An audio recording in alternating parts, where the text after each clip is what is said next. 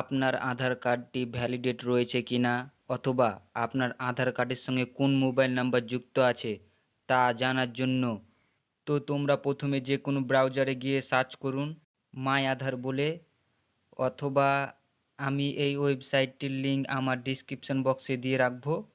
তোমরা সেই লিঙ্কে ক্লিক করে এখানে আসতে পারো।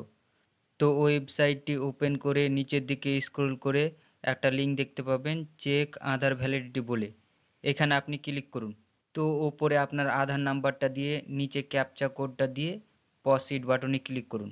এখানে আমার দেখিয়ে দিয়েছে আমার আধার নাম্বারের পাশে দেখা আছে এক্সিস্ট বলে দেওয়া আছে আধার ভেরিফিকেশন কমপ্লিটেড, মানে আমার এটা আধার কার্ডটা ভ্যালিডেট রয়েছে।